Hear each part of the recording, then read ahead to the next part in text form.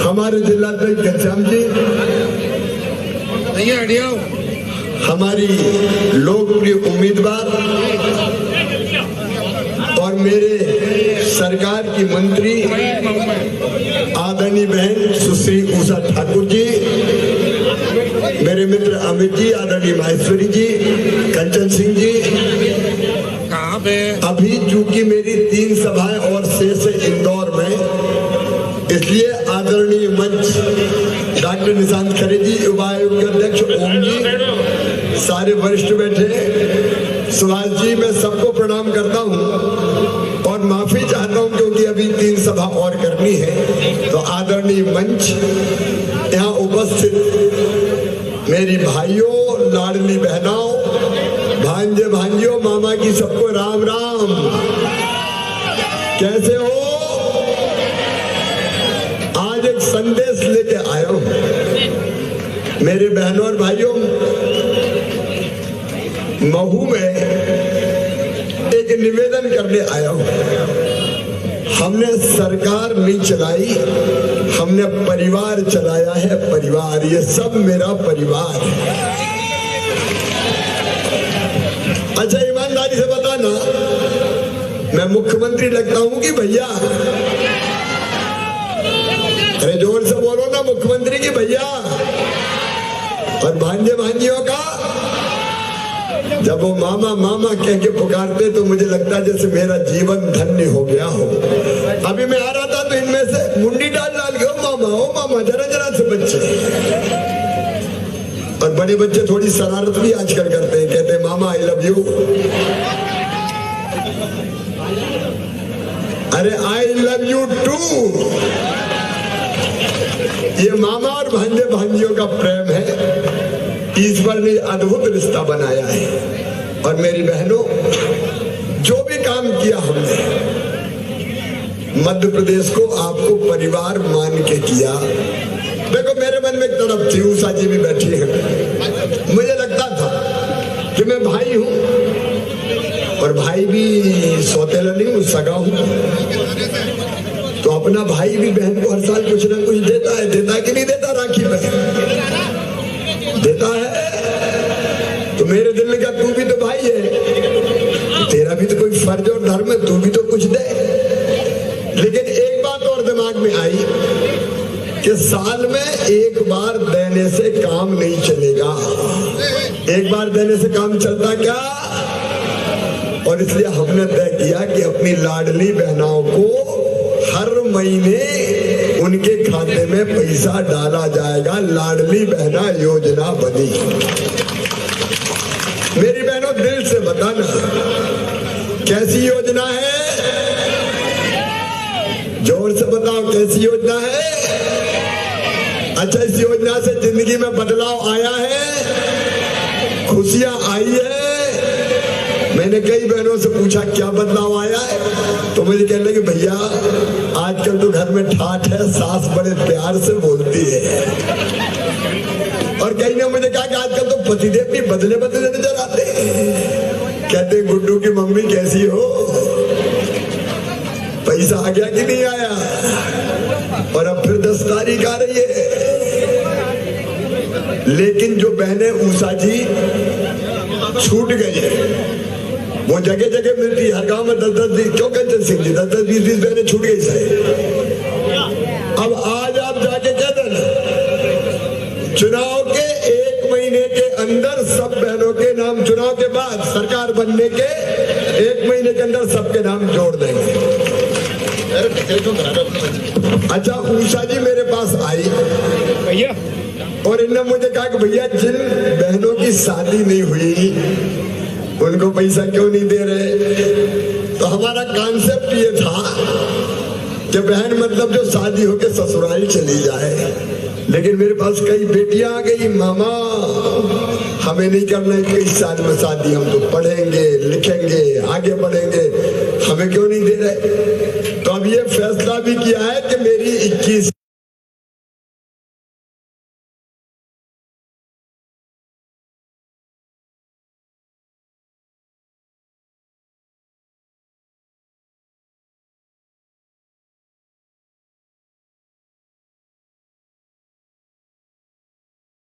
साल से ज्यादा उम्र की बेटियों को भी लाडली बहना का पैसा दिया जाएगा। और अब केवल 1250 थोड़ी देना है, 1,32,00,000 बहने हैं मेरी। इतना भाग्यशाली भाई कोई होगा क्या बताओ? अरे मुझसे ज्यादा इस संसार में कोई भाग्यशाली नहीं है जिसकी 1,32,00,000 बहनाएं। लेकिन पैसा डालो तो 15,000 करोड़ रुपया लगता है साल में। अब धीरे धीरे और जुगाड़ कर रहा हूं, इंतजाम कर रहा हूं। कांग्रेसी मेरी शिकायत कर रहे हैं कि ये मामा खतरनाक है, ये तो कह रहा है चुपके से पैसा डाल दूंगा। चुपके से काय को डालूंगा? डंके की चोट डालूंगा मेरी बहनों। मुझे कोई नहीं रोक सकता।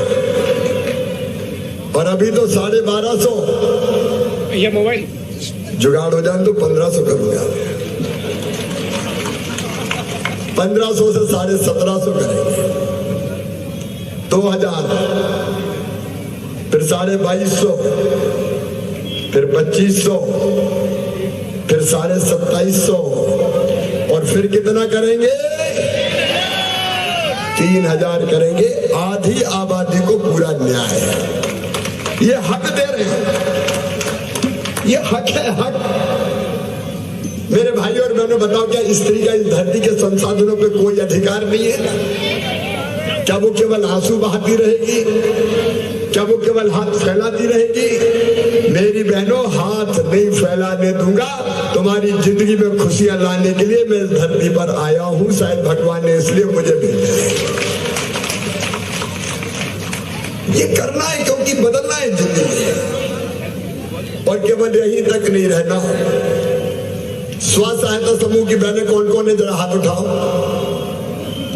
देखो भाई और बहनों, आगे का लक्ष्य हमारा घर का कामकाज करते हुए हर बहन की आमदनी 10,000 रुपया महीना करना है। साल भर में 1,00,000 रुपया से ज्यादा।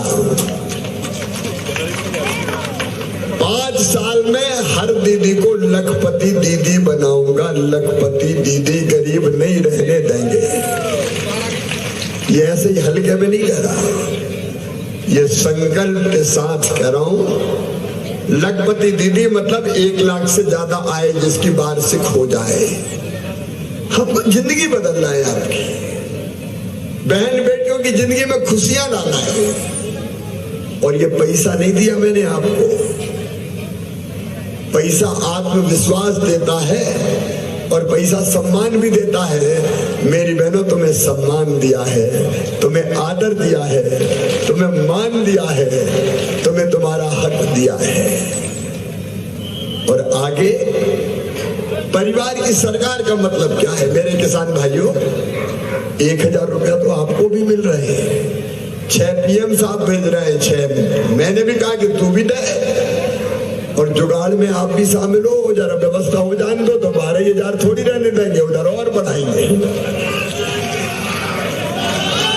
अच्छा, मैं ये सोच रहा हूं, हमारे बड़े किसान नेता भी बैठे हैं।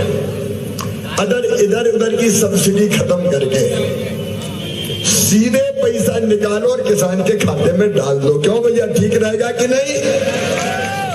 सीधे सीधे दे दो। पैसे का जो उपयोग करना करेंगे लोग। इसकी सब्सिडी, उसकी सब्सिडी, कोई खा जाए, कोई पी जाए। अरे कहाँ देखे मामा, बताओ। इसलिए मेरे दिमाग में सीधे एक बात आ रही है कि गुना भाग लगा के जितनी सब्सिडी है पूरा पैसा खाते में डाल दो सीधे। तो ये बदलाव लाना पड़ेगा किसान की जिंदगी में। और बदलाव हमारी जाना पाओ माइक्रो इरिगेशन की योजना। आप बताओ, कांग्रेस ने कभी किसान को पानी दिया क्या? अरे आपको पता होगा, जब एक बार मिस्टर बंटा ढार मुख्यमंत्री थे, तब उनसे किसी ने कहा कि नर्मदा जी का पानी छिपरा में लाओगे, तो हंसने लगे, बोले पागल हो गया, कहां से आ जाएगा, इम्पॉसिबल। लेकिन जब मैं मुख्यमंत्री बना तो और कोई रास्ता नहीं था। कि मैं महू अम्बेडकर नगर से पूरे मालवा में नर्मदा जी का पानी लाऊं। मैंने अफसरों को बुलाया तो माहेश्वरी जी उन्होंने कहा कि ऊपर है पठार, नीचे नर्मदा नहीं आ सकता।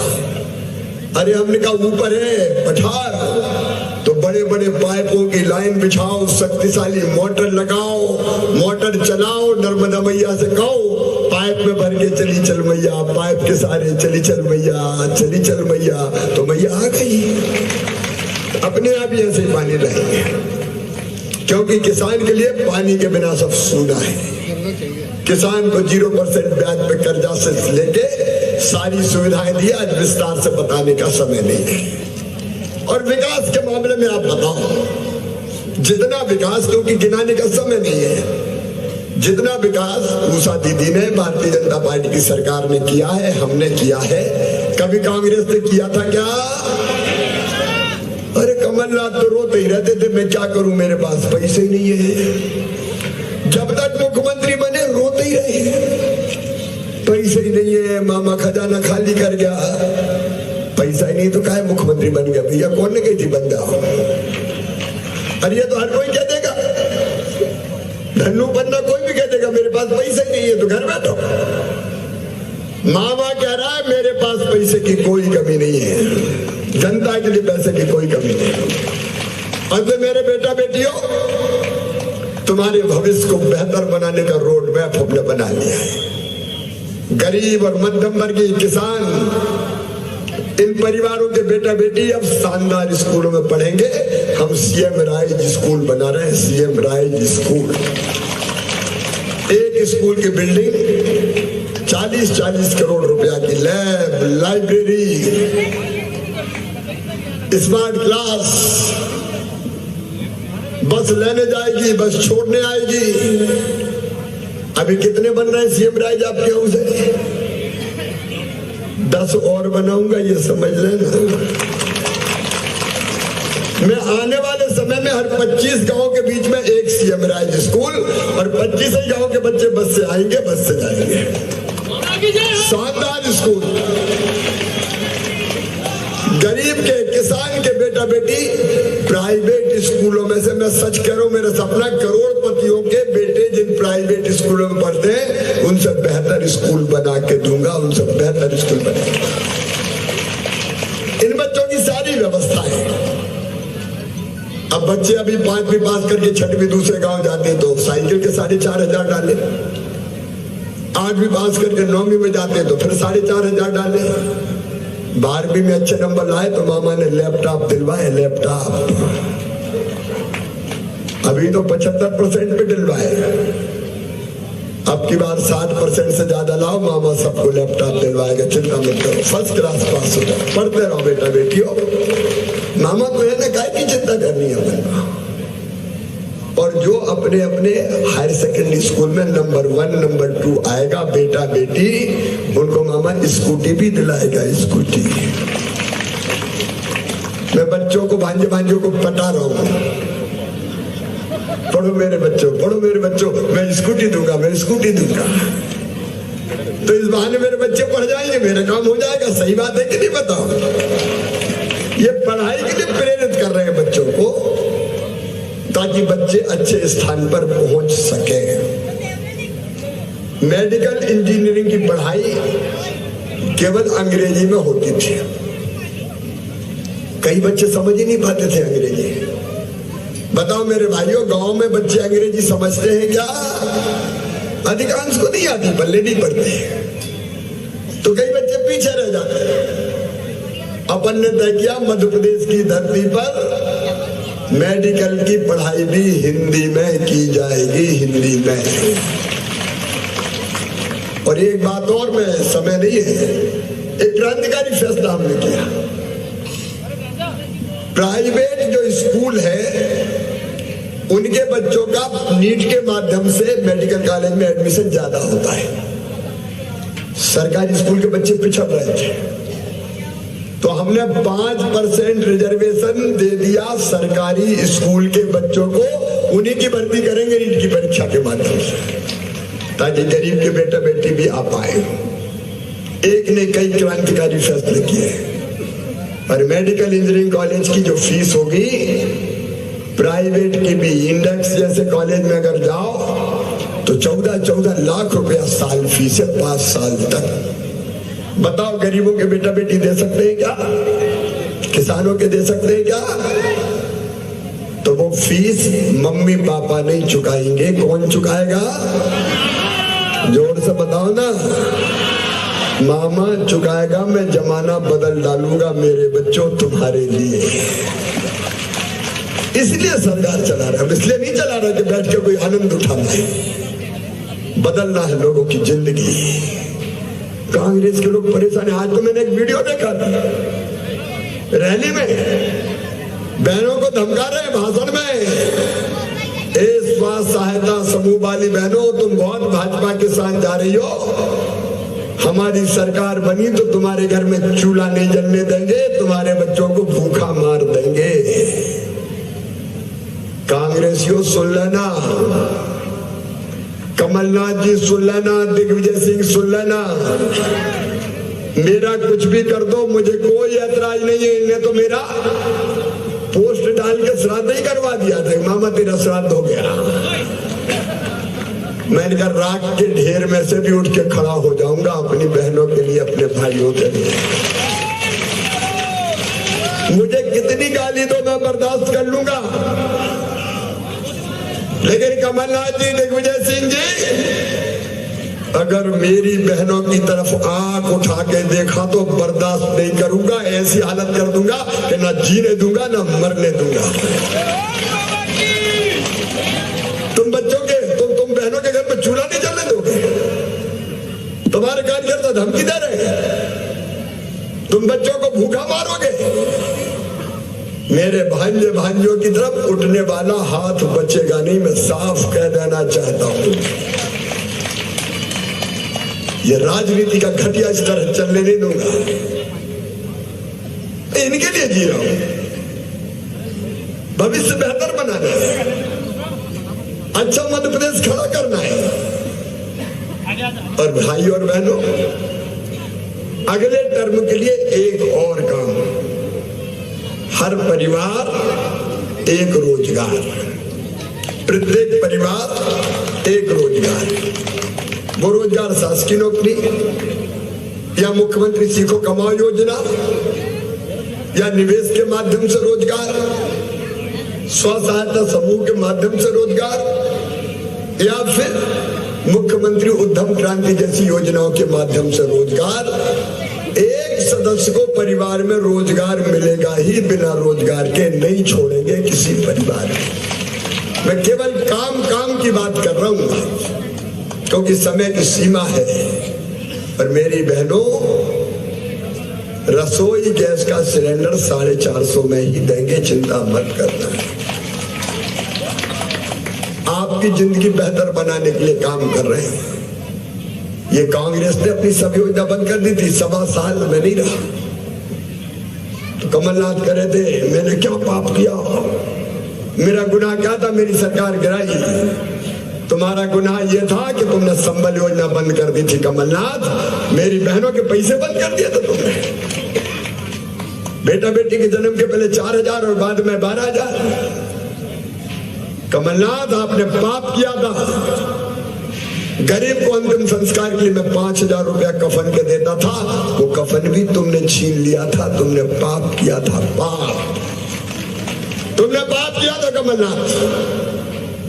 मैं बेटियों की शादी कराता था, कन्यादान, तुमने कन्यादान योजना बंद कर दी। शादी हो गई, बेटियों का पैसा नहीं दिया।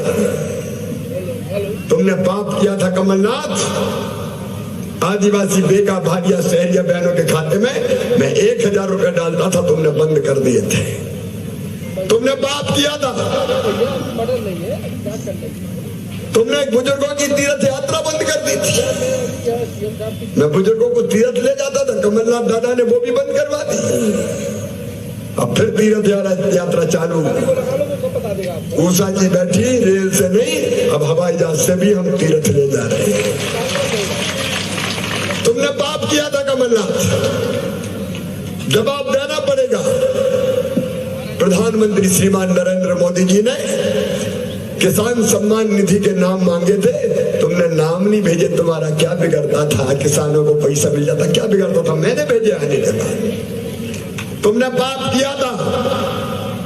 जल जीवन मिशन 2019 में चालू नहीं होने दिया। मेरी बहनों, हैंडपंप का पानी नहीं, पाइपलाइन बिछा के टंकी बना के घर में टोटी वाला नल लगा के पीने का पानी दूंगा, ताकि नल खोलो तो झरझर पानी आ जाए। कमलनाथ ने चालू नहीं होने दिया। कितने पाप गिना, और उसी पाप के बोझ से तुम्हारी सरकार गिर गई। उसी पाप के बोझ से गिरी। और आज महू के मेरे बहनों और भाइयों, अम्बेडकर नगर वालों, आज आपसे निवेदन करने आया हूं। दिल से बताना, मैं अच्छा काम कर रहा हूं कि बुरा काम कर रहा हूं? अच्छा, हम अच्छा काम कर रहे हैं तो फिर से हमारी सरकार आनी चाहिए कि नहीं? तो आज आपसे आशीर्वाद मांगने आया हूं। सबका आशीर्वाद मिलेगा तो दोनों हाथ उठा के ऊषा जी को भी आशीर्वाद दे दो। ऊषा जी इधर आ जाओ। ऊषा जी को भी आशीर्वाद दे दो और मामा को भी आशीर्वाद दे दो। हम आपका आशीर्वाद मांगने आए हैं। बहनों और भाइयों, हमें आशीर्वाद दीजिए। कमल के फूल के बटन दबाइए। ऊषा जी जैसी सक्रिय, जागरूक, अध्यात्म शक्ति से भरपूर जनप्रतिनिधि दुर्लभ है, मुश्किल से मिलता है। मेरी बहन ऊषा को आशीर्वाद दीजिए। भारतीय जनता पार्टी को आशीर्वाद दीजिए। कमल के फूल की बटन दबाइए। बोले सब तैयार है? एक बात और, मैं अकेला कहां तक प्रचार करूं? क्या आप चुनाव प्रचार करने नहीं जाओगे? भाई बहन सब निकल पड़ो। अकेली ऊषा नहीं लड़ रही, आप सब चुनाव लड़ रहे हैं। घर घर जाओ, हर द्वार खटखटाओ और कमल के फूल की बटन खुद भी दबाओ, बाकी से भी दबाओ। बोलो तैयार हो? तो दोनों हाथ ऊपर उठाइए, दोनों मुट्ठी बांधिए और मेरे साथ बोलिए, भारत माता की, नर्मदा मैया की, भगवान परशुराम की, डॉक्टर बाबा साहब अम्बेडकर की, हर हर नर्मदे। अम्बेडकर जी का स्मारक बना तो दिव्य और भव्य भगवान परशुराम लोक भी बन रहा है। बहुत बहुत धन्यवाद, प्रणाम, नमस्कार।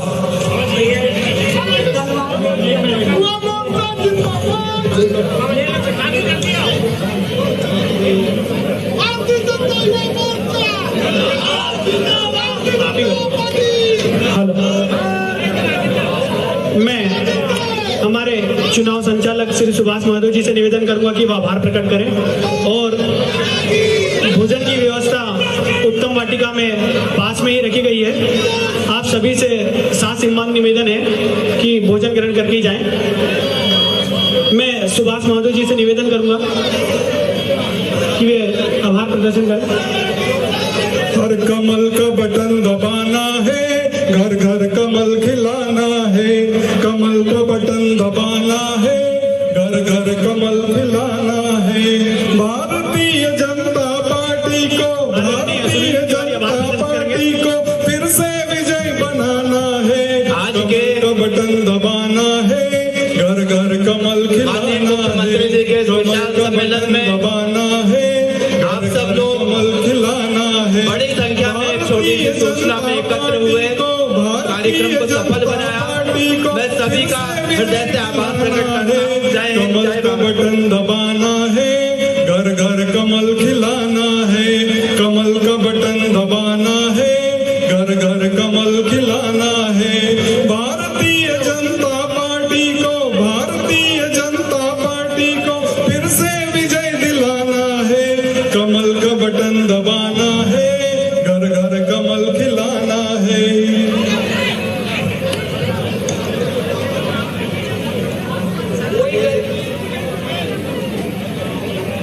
वे प्ले कर दे।